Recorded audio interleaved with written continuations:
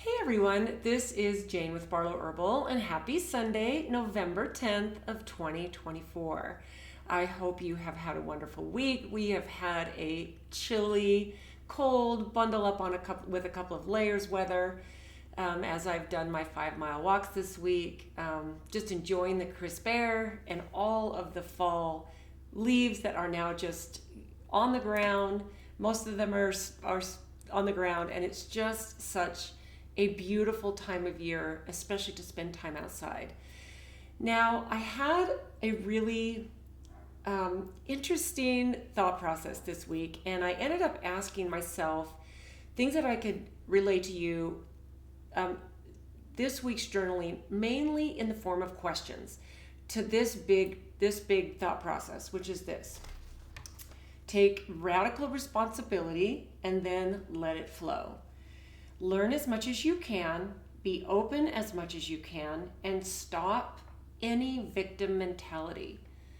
So as I kind of pondered on those thoughts that actually kind of came in right at the very first of the week, what started happening as I was thinking about these thoughts is I started asking myself questions, because I think that for all of us, it's a really important time to take radical responsibility in several areas of our life, then let life flow how it's supposed to. I think we need to be open-minded. I think we need to be willing to learn new things. And I think we need to be absolutely 100% on board with releasing victim mentality. It's so easy to get caught in that victim mentality that we don't realize how much it hurts us. So I'm just going to kind of go through some of these questions and then see what comes out. So when you look at your life, your health, your relationship, and your finances, because this covers, in my opinion, three big major things, because we can't expect anyone to come and save us. We have to take radical responsibility, right? So when you look at these big areas of your life, where might you still be giving your power away? This was the very first question that came in after I wrote down these thoughts. It's like, in your health, where do you give your power away? In your relationships, where do you give your power away? And in your finances, where is it that you're giving your power away? Do you give it away to the credit card companies because you need that quick fix of something that you want to buy right now instead of waiting? Or even asking the question, do I need this at all? And in your relationships, where are you taking responsibility? You know, one of the things that I heard a long time ago about relationships and responsibility is when you are asking yourself, how much percentage of a responsibility in a partnership am I responsible for? What percentage? And most people, when they're in say a marriage or even a financial responsibility with a partner, they'll say 50%. But in reality, the responsibility you have to that relationship is 100%. You bring 100%. And I think that this is the mistake that we make in having responsibility for health, relationships, or finances, is we give away a percentage of our responsibility to another party, another person, whatever. And that is something that we need to take that back. So are there any daily habits or routines that we rely on either for comfort or productivity that might be actually holding us back from greater growth? I mean, that is a really important question. Getting out of our comfort zone, things that we just get used to. We're creatures of habit. You know, I really try to do this on a regular basis, do things that are super uncomfortable for me. You know, and I bring this up every once in a while, but earlier this year, I went on a 40-mile hike in 3 days. And it was big. I was backpacking, so everything I carried was on my back. That was in the very first part of April. And in February, I flew to Phoenix and did a 16-mile in 1-day hike with my brother who lives there. And I'm just talking about physical things, but I'm also putting this into the context of other things as well, you know, especially the financial thing. You know, it's so easy. It's been made so easy to get ourselves caught in these horrible traps. And then we try to blame other people, or we might do things that are not taking responsibility, and then we blame other situations or other people for the things that we should be taking responsibility for. So then I wrote this: if we were to take radical responsibility for our health, what would you do differently today? Okay, and how might it shift the impact on your long-term well-being? That is always the crux of the question, right? Because to me, it's like we might think it's easy to give responsibility for our health to our doctor, and for some people, that's the habit that they've been in their whole life. Maybe that's the model that was shown to them by their parents or the people that they surrounded themselves with. And that's just the way it is. This to me is thinking really radical. What if I'm the one who's responsible? What does that mean? What would you do differently today? What would you do different if you couldn't call up your doctor or run to the doctor? And I'm not talking about accidents, things that you need trauma care for. I'm talking about the things that we can prevent. And we need to take responsibility for being able to prevent them and do things that are tough. In fact, there's a quote, I can't remember exactly who said it or exactly what it said exactly word for word, but something about health looks like eating what you don't want to eat, drinking what you don't want to drink, and doing what you don't want to do. You know, like go to the gym, go for the walk, you know, do something that's uncomfortable, eat something that, you know, maybe you don't like vegetables. Well, maybe you're allergic to some vegetables. So those are the things I'm not talking about. We need to get used to things and make things more of the habit that are good for us, and stop blaming the food industry, the pharmaceutical industry, the doctor. You know, we need to stop being a victim. And to me, this is where we are right now in this world. We need to step out of the systems that don't serve us and take radical responsibility. We need to opt out. That's how we do it. That's how we take our power back as a country, as a citizen, as a parent, as a worker, as a business owner, all of these things. This is how we do it. We opt out of the things that don't serve us. So in what other ways do we find ourselves blaming external factors like people and circumstances for things that happen in our lives? You know what? That's a really good question, right? And how might our relationships transform if we took responsibility for the energy, the communication, and the action that we bring to them? You know, this to me is really important. And as a person who's been in very long relationships, not just in my marriage. My first marriage, I got married when I was 18. We were married for 16 years. We produced 2 beautiful sons, and we remained friends even as we weren't together. And then I remarried, and I've been remarried now for 25 years. And it's not been always smooth. We always haven't communicated clearly with each other.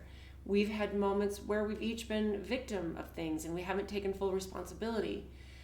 And this is where we get to sometimes look outside of our comfort zone and say, where am I 100% responsible in making sure that I nurture this relationship and this communication? You know, this is super empowering, and the more you do it, the easier it gets.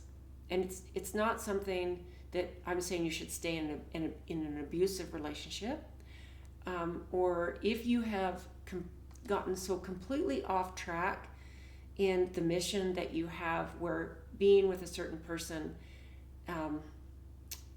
feels completely incongruent with who you are.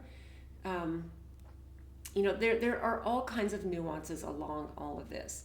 And, you know, I will say that marriage and long relationships take a lot of work. They take a lot of forgiveness. They take a lot of care for the other person and being unselfish, and it takes both people doing this and communicating about it and learning and growing together and finding things that you can have in commonality. I'm definitely not a relationship expert, but I have been in a couple of very long relationships as far as marriage. When it comes to finances, how much of your financial situation is shaped by your mindset? And what daily habits do you have versus things that are actually external factors? We always spend within our means, or we always spend more than what we actually have. Some of us spend within our means. And I haven't always. I've definitely gotten much, much better at that as an older adult at this point. But I think that what happens when we start making more, we always find ways to spend more. And what I would really encourage you to do is take a look at where you are in your finances and take radical responsibility for that. Pay off the high debts you have. Stop borrowing money for things that you don't need. I mean, and again, I'm not a financial advisor. This is just, for me, this is a really important piece of radical responsibility, because I believe that as the world is shifting and continues to shift for the next probably 2 or 3, 4 or 5 years, this is going to be really, really important that you have these 3 big aspects: health, relationships, and financial, in personal responsibility mode. Radical, very radical. So let me see. I actually wrote so many things here. Okay, so how much energy do you spend trying to control outcomes in your life? So the first section was about questions about taking radical responsibility. And then this second section is when you actually start taking this type of responsibility, then what is it that you need to do and think about and act in just letting life flow without the angst or the need to control or the need to have certainty about how things are going to turn out. So how much energy do you spend trying to control outcomes in your life?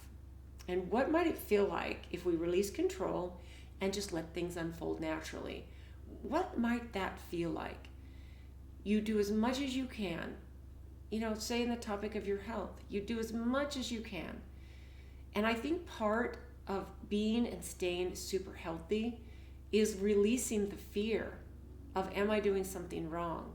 Am I not doing the right supplements? Am I not eating perfectly? Oh, I heard that I was supposed to stop eating this, and I heard I was supposed to start eating more of this. There's never a perfect way for everyone to do something like take care of your health.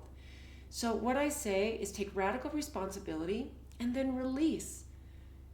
Live a beautiful, vibrant life, experiencing everything that this physical body has given us to experience. There are many other people who have gone on before us who've had it so much harder than we have.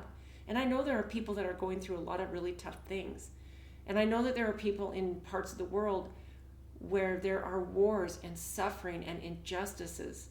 If you are blessed enough to be in a place where you have the ability to take this type of responsibility and then simply experience life and all of its joys and pleasures without so much worry, then you need to put yourself in that place. I think that is where it all comes to. I'm not ready to end this video, but that seems to sum it up. What does a balanced life look like for you, and how can you allow it to flow naturally without forcing perfection? I will tell you, this is something that I have worked on over my life as an adult, over the decades that I have been an adult. I have this perfectionist personality. I've actually always had this since I was a little girl. In fact, my oldest sister, she's the oldest, 11 months older than me, and I'm the second of this big, crazy family. So of 14 kids, I have one sister a year older than me, and then me. And one of the funniest things I always like to tell people, because this is a very deep memory for me, is there's a lot of time during our growing up that we would share a room. And I shared rooms with other siblings, and sometimes there was more than two of us in a room. There might have been 3 or 4 of us. But from grade school, I have deep memories of small periods of time in my life where I shared with this particular sister. And I remember loving to have my room clean. And I remember at one point, I think I might have been in 5th grade, I put some string down the middle of the room because her side of the room was so messy. And I ended up making her bed and keeping her things cleaned up. And I don't think it was a very long period of time, but I've always been this perfectionist where it sometimes gets in my way because I love to have things neat and orderly. And I think that this is partly because then I'm able to let my brain be creative. My workflow is better. I love having things orderly. So this is something that I've worked on, realizing that things don't need to be perfect for me to be productive, creative, and for life to be enjoyable. They don't need to be perfect. So this is part of the journey of going with the flow, right? So is there a way to merge radical responsibility with letting go of rigid control? What would that look like in your daily life? I think it's just interesting. If you see yourself in me, you might be completely opposite. I am an earth sign, and I am Taurus, I am grounded. And I not only have Taurus as my main sign, I have Taurus sun and moon. Like I am just planted into the earth. I am just grounded. And it has served me well. Like it's interesting to me how money makes sense to me and finances make sense to me. And I remember numbers, and I remember and it's been interesting in my relationships, not just marriage, but in business relationships, how that's morphed and how, people that I've been with in different relationships have realized, oh, this is something that I can take what I do best and let Jane handle this part. It's really, really been fascinating. And for some reason, there's things that just make sense to me. And I'm sure you can relate to things that make sense to you. And it might not have anything to do with astrology. It just might simply be, this is how you are, and this is what makes you tick. So this has been a piece of me going, okay, I need to learn how to be, what I've realized over my life is I need to learn how to splurge a little bit more on things. And it's not like, I'm super frugal, which I can be. I can be super frugal. Like fancy things don't mean that much to me. I wear no jewelry. I have some things. I have some, beads I love. But, these are cheap earrings, and I wear no rings. And it's not because I don't think they're pretty, but I have no interest. I don't drive a fancy car. It's 10 years old. And I'm not trying to brag about any of this stuff. I'm just saying that is me. And if people love the bling and they love all the stuff and the fancy stuff, that's great. I have things that I love too. Anyway, I'm kind of digressing a little. So going with the flow, talking about relationships, how often do you find yourself forcing outcomes in your life? What might happen if you allowed things to flow more naturally, especially in your relationships, work, and health? Can you think of a time when things seem to fall into place unexpectedly?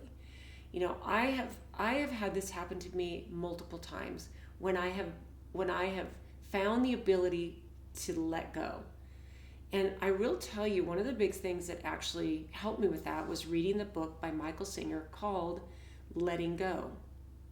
And it was a beautiful read. I probably read it for the first time 10 or 12 years ago. And I've since downloaded it on Audible, and I've read it, I've listened to it on Audible probably 4 or 5 times over the years.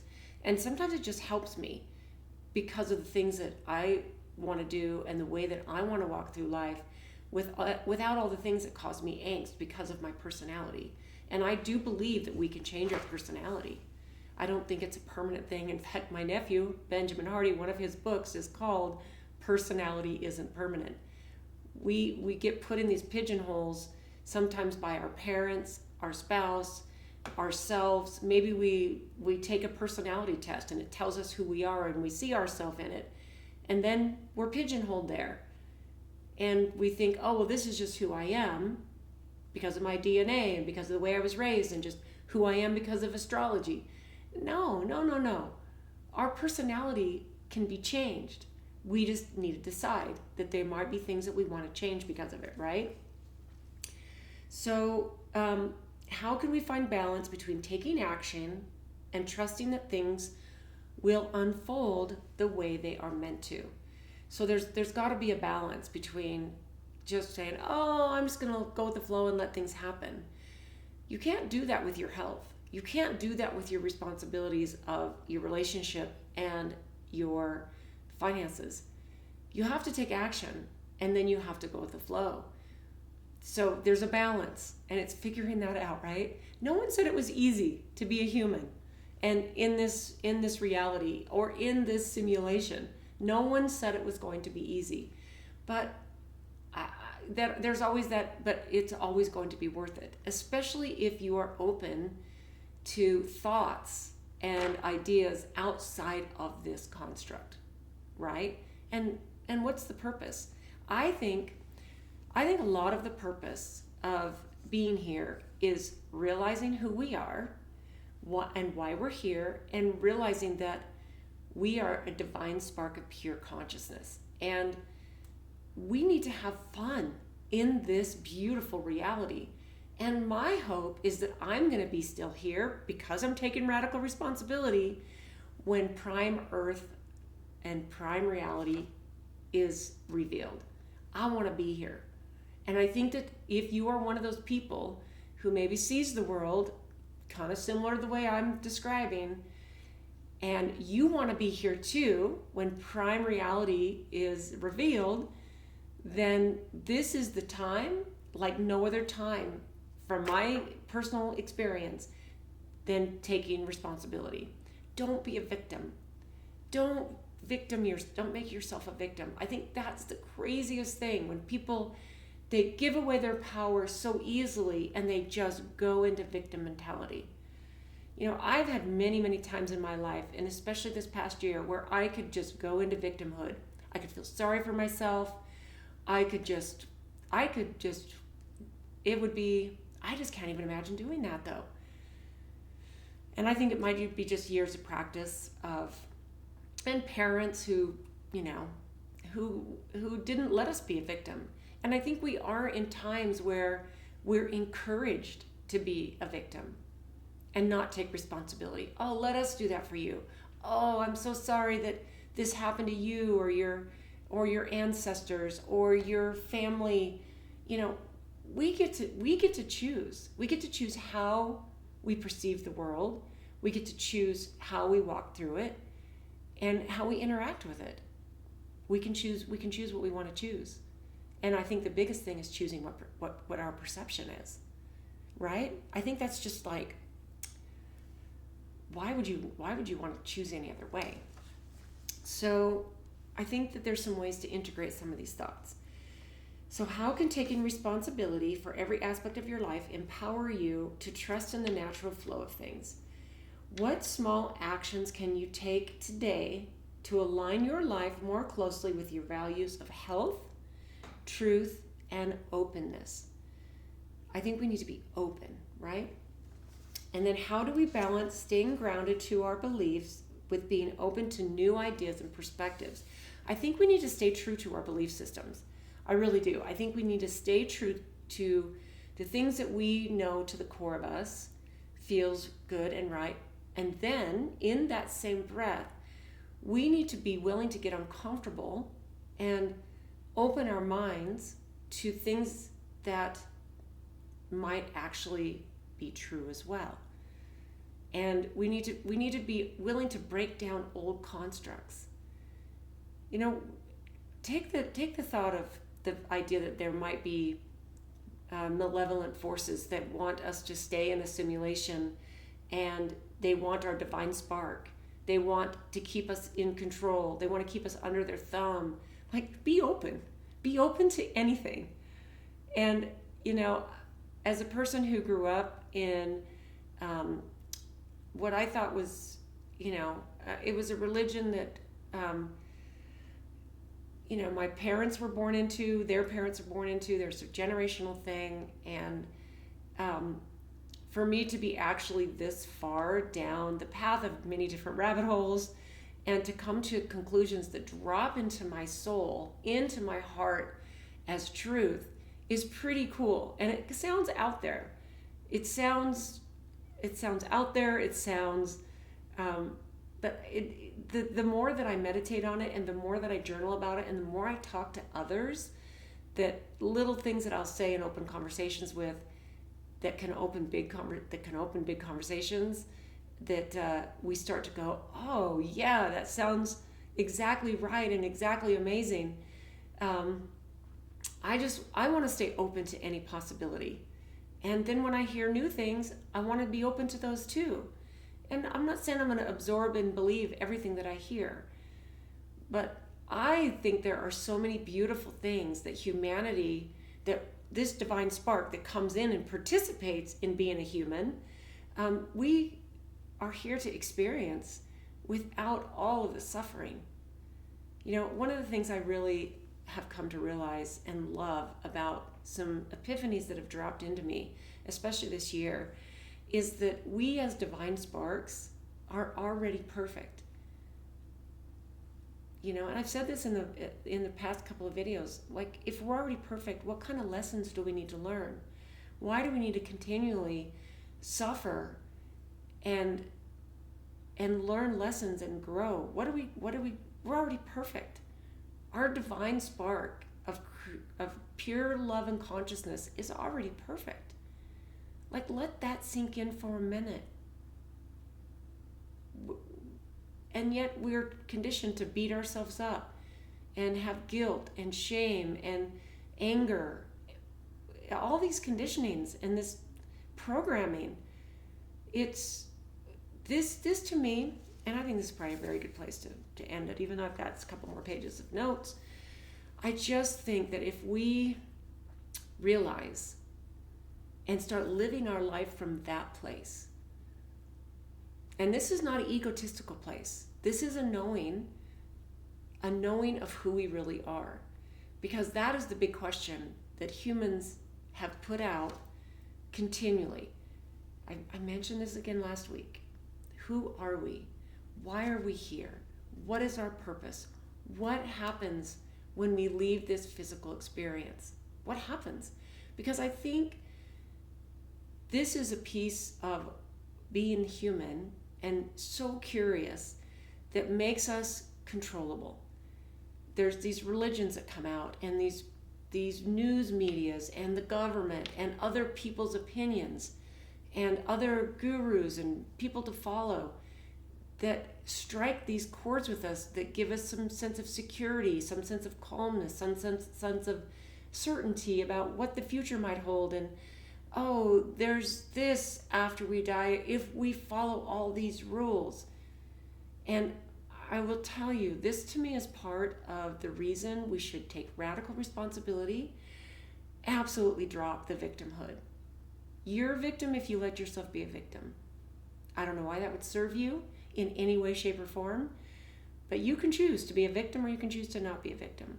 You can choose to treat this vessel so pristine that it gives you the ability to climb mountains and go skydiving and do whitewater rafting and run around a park with your grandkids or your kids or whatever it is that you want to do and experience on this amazing planet. Even if it's a simulation, this planet, I believe there's a prime reality underneath or somewhere layered in there somewhere where if we are, evolving in our openness, in our awareness to the point where we can break the simulation, we want to be ready. We want to be ready for that. And, let's do this together. Let's do this together as divine sparks, awakening together, staying curious, staying open-minded, staying in a place of love and kindness and compassion. We might need to protect our energy fields. I would definitely say spend as much time as you can with like-minded people. We become like the people we spend the most time with, but at the same time, staying open. Open and curious. Super, super important in the times that we're walking through. So I hope that your day is amazing. I hope that your week is amazing. Regardless of what is happening in the world, what you do is you bring this down to a bit of a microcosm. Bring it down to yourself, your family, the people that you're responsible for, yourself, your health, your relationships, your finances. What if you focused on that instead of how broken you think the systems are and the world is? What if every person did that? This is where it always starts, and you hear this on a regular basis. It starts with me. It starts right here. So I hope your week ahead is beautiful, you guys. Thanks so much for tuning in. I say, let's hold on for the ride. Let's support and love each other. Seek out your tribe. It is even more important now. And be as open-minded as you possibly can, and stay as curious as you can, especially when it gets uncomfortable. Let it drop in. Let it drop in right here. So I love you guys tons. I hope you have an absolutely beautiful day, and we will see you next time.